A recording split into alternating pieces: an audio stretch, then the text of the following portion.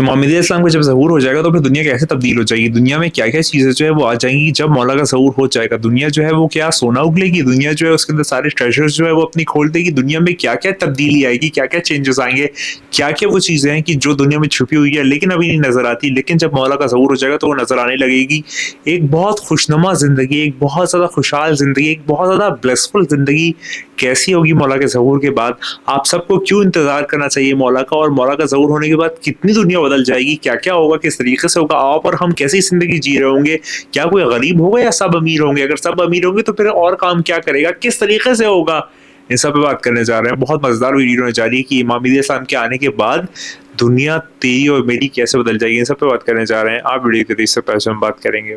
बात का आगाज़ करते हुए आज मैं बात करने जा रहा हूँ कि इमाम मेहदी इस्लाम के ज़हूर के बाद जो है वो पूरी दुनिया तब्दील कैसे हो जाएगी, कैसे बदल जाएगी। तो स्ट्रेट टू द टॉपिक चलते हैं। ये बड़ी एक इंपॉर्टेंट बात होने जा रही है कि हमेशा हम बात करते हैं ज़हूर से पहले साइंस के मुताल्लिक़, लेकिन आज मैं बात करने जा रहा हूँ कि जब मौला का ज़हूर हो जाएगा तो दुनिया में क्या-क्या चेंजेज़ आ जाएँगे, कैसी तब्दीली आ जाएगी और दुनिया किस तरीके से बदल जाएगी, इन सब पे बात करने जा रहे हैं। चलिए बात का आगाज़ करते हैं, इस आसास के साथ करते हैं कि वो आने वाला है। बात का आगाज़ करते हैं, तो अगर मैं बात करूँ तो इमाम मोहम्मद बाक़र इस्लाम फरमाते हैं कि जब इमाम ज़माना इस्लाम का ज़हूर हो जाएगा तो दुनिया जो है वो बहुत ज़्यादा ज़ुल्म और जौर से भरी हुई होगी, और उस वक़्त मौला जो है वो अदल और इंसाफ से पूरी दुनिया को भर देंगे। पहली चीज़ यानी कि जस्टिस जो है वो पूरी दुनिया में नाफ़िज़ हो जाएगी। जो हक़ है, जो सच है, जो सच्चाई है, जो अच्छाई है, वो पूरी दुनिया में आ जाएगी। और फिर वो जो एक होता है ना किसी का हक़ मारना या ऑपरेशन, या फिर दोनों लोगों को आपस में तफ़र्रक़ाबाज़ी, या फिर लोग आपस में जो है वो परेशानी में लड़ रहे हैं, हक़ नहीं दिया जा रहा है, मुकदमे चल रहे हैं, जूरिस्प्रूडेंस अच्छा नहीं है, जस्टिस हो नहीं रही है, ये सारे मामला ख़त्म हो जाएँगे। और मौला का जब ज़हूर हो जाएगा तो हर चीज़ जो है वो अपने हक़ पे आ जाएगी, अपने सच की तरफ पलट आएगी। ये मौला फरमाते हैं कि जब मौला का ज़हूर हो जाएगा।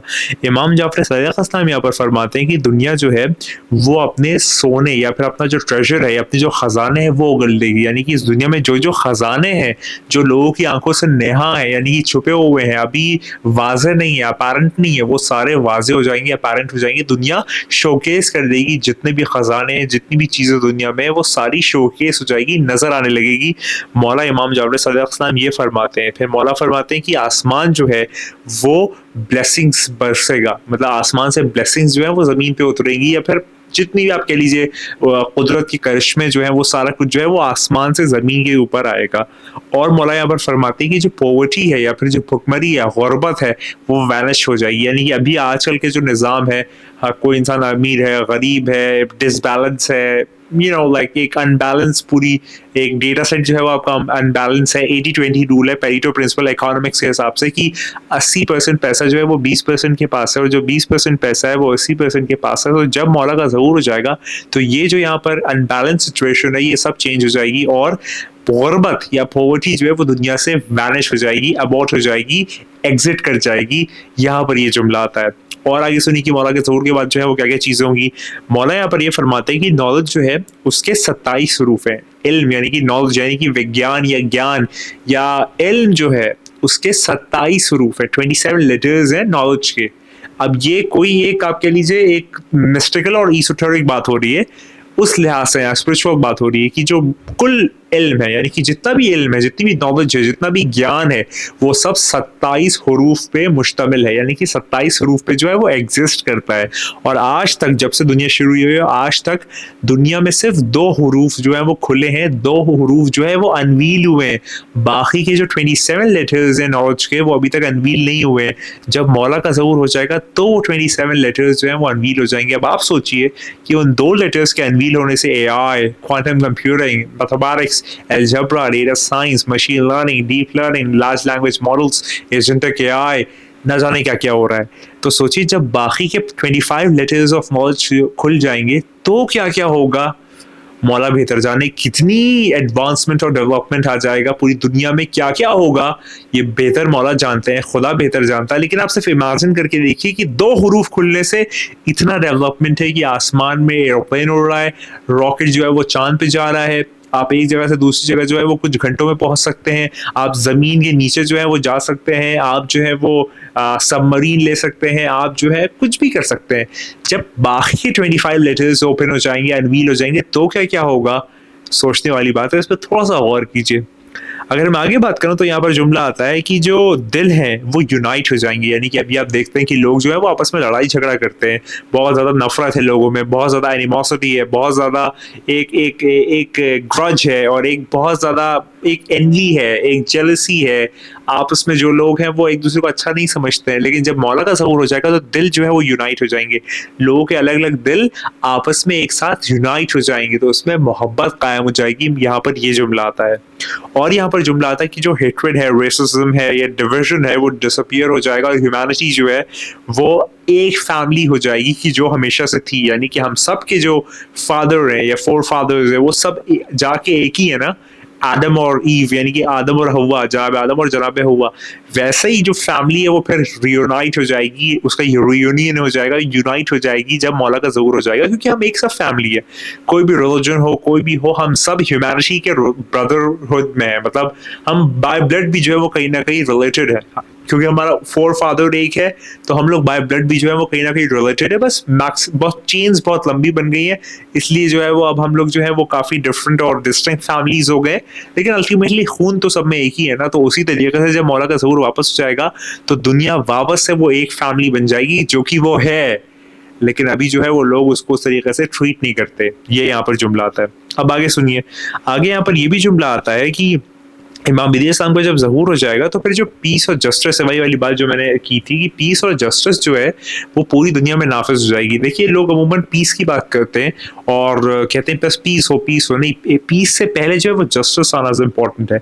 जस्टिस से पीस आता है। अगर इंसाफ होगा किसी माशरे में, किसी सिविलाइजेशन में, किसी किसी आप कह लीजिए एक जहाँ पर लोग रहते हैं, रिहायशी इलाका है या फिर कोई निज़ाम है, गवर्नमेंट है, किंगडम है, मोनार्की है, डेमोक्रेसी है, जहाँ पे जस्टिस होगी, इंसाफ होगा, वहाँ पे पीस होगा ही होगा। लेकिन अगर जस्टिस नहीं है, इंसाफ नहीं है, तो फिर पीस नहीं आ सकता। वो नाम जी तो आप कह सकते हैं हाँ भाई बहुत पीसफुल है, लेकिन एक्चुअलिटी में वो बात नहीं आएगी। तो फिर जस्टिस बहुत इंपॉर्टेंट है, तो लोगों का हक उनको दिया जाए, लोगों के साथ सही बर्ताव और ट्रीटमेंट हो, तब जो है वो असल में जस्टिस आई, और ये तब होगा कि जब मौला का ज़हूर हो जाएगा। अब आप एक बात समझिए, दुनिया की शुरू से लेके आज तक जो है अलग-अलग चीज़ें हुई। मोनार्की आई, राजाओं ने राज किया, उसके बाद बैंकर्स ने या फिर फाइनेंस जो कैपिटलिस्ट हैं उन्होंने राज किया काफ़ी टाइम तक, और कर ही रहे हैं, बल्कि एक तरीके से कहना चाहिए मुझे। उसके बाद डिक्टेटरशिप आई। डिक्टेटरशिप काफ़ी लोगों ने जो है वो डिक्टेटरशिप के थ्रू जो है वो राज किया, कर ही रहे हैं कुछ इलाकों में आज भी। कुछ जगहों पे जो है वो एक तरीके से लाइक डेमोक्रेसी जो मैं कह रहा हूँ, डेमोक्रेसी में भी बहुत सारे वेरिएशंस होती हैं। टू पार्टी सिस्टम, दो पार्टियों ने राज किया, दो पार्टी जो है वो आपस में फाइट करेगी और अल्टीमेटली एक जो जीतेगी वो राज करेगी। मल्टी पार्टी सिस्टम डेमोक्रेसी में बहुत सारी पार्टीज जो है वो आपस में मतलब इलेक्शंस होगा, सारा कुछ होगा और फिर वो राज करेगी। इस तरीके से बहुत जितने भी डिफरेंट गवर्नमेंट के फॉर्म्स हो सकते हैं वो सारे आज तक आए, लेकिन सारे कोई वर्ल्ड मतलब एक दुनिया, एक फैमिली, एक कम्युनिटी, एक मतलब यूनाइट नहीं कर पाए ना। मतलब एक समझ रहे हैं मेरी बात, अलग अलग जगहों पे अलग अलग सिस्टम चल रहा है, लेकिन वो जो आने वाला है, वो जो आखिरी आने वाला है, वो जब आ जाएगा तो वो पूरी दुनिया को जो है वो यूनाइट कर देगा। ये कोई इंसान नहीं कर सकता, समझने वाली बात है। अगर इंसान कर सकता तो आप कर लेते, कोई और कर लेता, कोई भी उठ के कर लेता। नहीं, ऐसा नहीं है। ये खुदा का निज़ाम है, ईश्वर का निज़ाम है, परमात्मा का निज़ाम है, अल्लाह का निज़ाम है कि जो वो एक जस्टिस के थ्रू एक वर्ल्ड कायम होगा जिसमें हर एक इंसान जो है वो एक फैमिली होगी। बॉर्डर्स खत्म हो जाएंगे, लोगों के रिलीजन्स खत्म हो जाएंगे, लोगों के बीच जो सिविलाइजेशन है, रेशियल डिस्क्रिमिनेशन है, ये सारा कुछ खत्म हो जाएगा, एक फैमिली हो जाएगी, सारे लोग जो है वो एक हो जाएंगे, क्योंकि खुदा एक है, आने वाला एक है, तो वो सबको एक करने आ रहा है, तो वो सब कुछ खत्म हो जाएगा, बॉर्डर्स और ये सब खत्म, एक दुनिया, एक फैमिली, हर चीज जो है वो एक गवर्नमेंट, सब कुछ चलेगा। तो वो गवर्नमेंट आएगी जो डिवाइन गवर्नमेंट होगी खुदा की, कि जिसके थ्रू जो है वो सारे लोग जो है वो रियूनाइट हो जाएंगे। अब इसमें आप हिंदुइज्म के मानने वाले हैं तो कल की अफ्तार कहिए, अगर आप ताओइज्म के मानने वाले हैं तो ट्रू सेवियर कहिए, अगर आप ज़ोरास्ट्रिज्म के मानने वाले हैं तो श्रीअंत कहिए, अगर आप बुद्धिस्ट है तो मैत्रेय कहिए, अगर आप इस्लाम के मानने वाले हैं, मुस्लिम है तो आप इमाम मेहदी कहिए। लेकिन नाम कुछ भी हो, काम एक है, व्यक्ति एक है, इंसान एक है जो आने वाला है, जो बहुत जल्द आने वाला है। तो फिर मैं बात ये करना चाह रहा हूँ कि इतनी तरीके की गवर्नमेंट आज तक आई, लेकिन सारी गवर्नमेंट जो है वो अलग अलग रीजन्स में जो है वो मतलब चीजें कर रही थी, लेकिन एक पूरी दुनिया के लेवल पे किसी ने आज तक नहीं किया, लेकिन जब वो आ जाएगा तो वो करेगा और वो वही कर सकता है और कोई कर नहीं सकता। लोग अमूमन बहुत सारे बात करते हैं कि इमाम मेहदी हम में से होंगे, उनको जो है वो खुदा कहेगा कि हाँ तुम इमाम मेहदी हो, जाके कर दो माज़अल्लाह। नहीं, ऐसा नहीं हो सकता। अगर ऐसा हो सकता तो कोई भी उठ के इमाम मेहदी अपना वो कह के और शुरू हो जाए। नहीं, ऐसा नहीं है। जो डिवाइनली अपॉइंटेड है खुदा की तरफ से, वही मौला है, वही आका है, वही इमाम है, वही सरदार है, वही मास्टर है। वरना फिर फ़र्क क्या रह गया? फिर जो अभी आज लड़ाई चल रही है वो हमेशा चलती रहेगी कि सब लोग कहेंगे नहीं मुझे बनना है इमाम मेहदी, मुझे बनना है इमाम मेहदी। ये क्या कोई कोई पोजीशन बट रही है कि हाँ भाई जिसको चाहिए ले लो? ऐसा नहीं है। जिसको अल्लाह अपॉइंट करता है, जो कि डिवाइन अपॉइंटमेंट के थ्रू आता है, जिसके ऊपर सील है खुदा की तरफ से, वो मतलब वो हम जैसा दिखता तो है, हम जैसा इंसान जैसा महसूस तो होता है, वो इंसान नहीं है। लेकिन इंसान से मुराद है यानी कि आप बशरी लिबादा यानी कि फिजिकल बॉडी जो है वो इंसान की है, लेकिन वो डिवाइन लाइट है। इंसान की कपड़ों में वो डिवाइन लाइट है, इसलिए जो है वो दुनिया में जो है वो जस्टिस और एक इंसाफ कायम करेगा। हर इंसान कर नहीं सकता, इंसान के बस की बात नहीं है, उसकी औकात नहीं है, उसमें वो जज्बात नहीं है, महसूसात नहीं है, अंदाज नहीं है। वो जो है एक है वो ये कहेगा क्योंकि वो डिविनिटी है। वो डिविनिटी से बुरा है, वो खुदा का नूर है, रेडियंस है, लाइट है, जो पूरी दुनिया में एक एक जस्टिस और एक रूल और एक अलाइनमेंट जो है वो कायम कर देगा। और याद रखिए वो आने वाला है, वो बहुत जल्द आने वाला था। यार हो जाओ इस बात पे, बार हो जाओ, बार हो जाओ, लगातार हो जाओ कि तेरे मेरे और हम सबके मौला आने। और याद रखी तू नहीं है, बस वही है। खुदा को याद करो यार, खुदा को याद करो। खुदा हाफिज।